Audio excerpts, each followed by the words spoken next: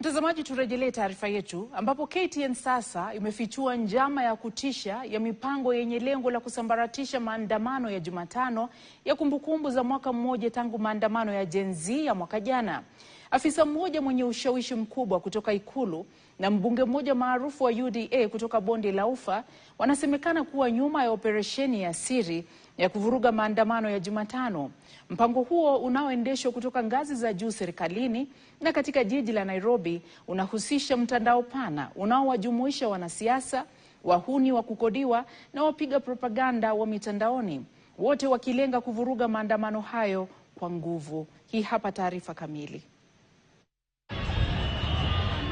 Maandamano yaliyopangwa kufanyika Jumatano na kuongozwa na Gen Z yataadhimisha mwaka mmoja tangu zaidi ya vijana 60 wapoteze maisha yao kutokana na kuupinga mswada wa fedha. Lakini wakati mamia ya vijana wakijiandaa kushuka mitaani, operesheni ya siri ya kuyakwamisha maandamano hayo inaendelea na huenda ikatumbukiza Nairobi kwenye machafuko. KTN imebaini kuwa njama hiyo ya fiche inayoungwa mkono na maafisa wa ngazi za juu katika chama tawala na serikali ya jiji inalenga kuanzisha vurugu na machafuko kwa kisingizio cha kudhibiti umati na kulinda mali. Kikosi cha wahuni nacho kimeandaliwa ili kushambulia hasa wanawake kama njia mojawapo ya kuzua wasiwasi na kuleta hofu. Isitoshe, kuna mpango wa kuwanyang'anya simu waandamanaji ili kuzuia kurekodi ukiukaji wa haki au ukatili wa polisi. Nafikiri hawa vijana wachache wamekuja Nairobi na rungu ndio wameletea shida, mkuje wiki ijayo ndio mjue vijana hapo kwa wako hapo. Vijana mko? Wangapi wako tayari kudefend serikali? Twende Nairobi. Twende Nairobi. Tupambane na hao. Mwanasiasa huyu William Kamket, mbunge wa Tiaty, Baringo, amekuwa akizungumza waziwazi akichochea vurugu dhidi ya waandamanaji. KTN imebaini kuwa Kamket anafanya kazi chini ya maagizo ya watu wawili wakuu, afisa kutoka Ikulu na mbunge mwenye ushawishi kutoka Bonde la Ufa, aliye karibu sana na mamlaka ya juu nchini.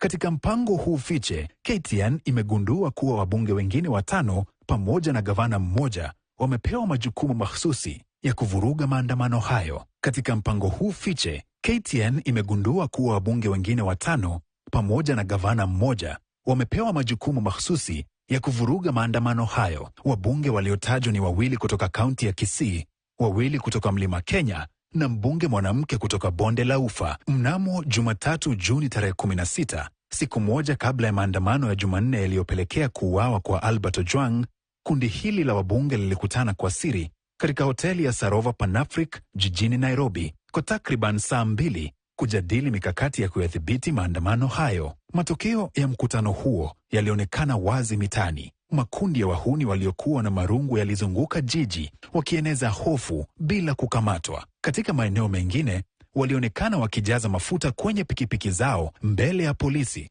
huku wakiimba nyimbo dhidi ya maandamano.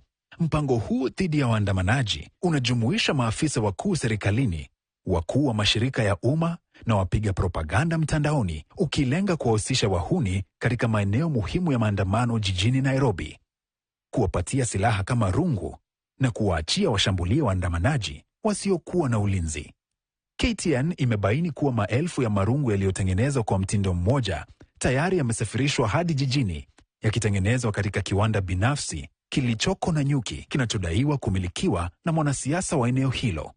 Vifaa hivyo vinasemekana kusafirishwa hadi Nairobi kwa kutumia magari ya polisi. Uandikishaji wa washambuliaji unalenga vijana wasio na ajira kutoka mitaa ya mabanda ya Nairobi kama vile Mathare, Korogocho, Kibera, Kawangware na Kayole. KTN imepata jumbe za WhatsApp na maelezo ya ndani yanayofichua undani wa operesheni hii ya kupinga maandamano. Operesheni hii inaongozwa na mwanamke aitwaye Antonella Kakuko, anayefahamika kisiasa kama Nella. Ni mshiriki mkuu wa timu ya mawasiliano ya UDA na ambaye amekabidhiwa jukumu la kukusanya mamilioni ya pesa kufanikisha mpango huu. Jumbe zake za hivi karibuni zinaonyesha mwanamke mwenye hasira kali aliye na ajenda fiche. Kwa mfano hii: marehemu watarajiwa wa Wednesday is Wednesday na Occupy State House and other protected areas, laleni salama. Hiyo haraka ya kwenda Sayuni sijui mmeitoa wapi. Lakini Waswahili husema, mtoto akililia wembe, mpe. Katika jiji la Nairobi, mwanamke mwingine aitwaye Elizabeth Waithira, anayefahamika kama Liz, anaendesha mpango sawia. Amejitokeza kuwa mhusika mkuu katika uandikishaji wa wahuni wiki iliyopita.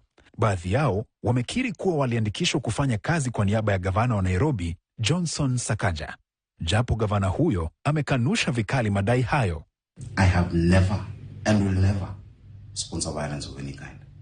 My entire political life has been anchored on siasa safi, which upholds human dignity, the rule of law, and the democratic rights of every Kenyan. Katika ofisi ya mkuu wa utumishi wa umma Felix Koskei, mwanamke aitwaye Karen Cherotich, maarufu kama Kiki, amepewa jukumu la kuratibu na kuhamasisha ufadhili wa mpango huo. Wengine wanaoratibu operesheni hiyo ni pamoja na Don Kamau, anayejitambulisha kama mkakati wa ICT. Kwenye mitandao ya kijamii ameibuka kama kiungo kati ya wapangaji wa mpango na wanaoutekeleza mitaani. Katika mitaa, waratibu wakuu ni pamoja na Samuel Mundia, eneo la Kayole, Calvins Okoth, anayejulikana kama Gaucho, anayejiita rais wa ghetto huko Makadara, Swale Sonko wa Kibera, na MCA Absalom Odhiambo, maarufu kama Matakwei huko Korogocho. KTN pia imebaini kuwa vyombo vikuu vya habari ni miongoni mwa malengo makuu ya wapangaji wa operesheni hii. Wapiga propaganda wa kidijitali tayari wameandaa kampeni chafu za kuharibu jina vyombo vya habari vinavyoonekana kuunga mkono maandamano.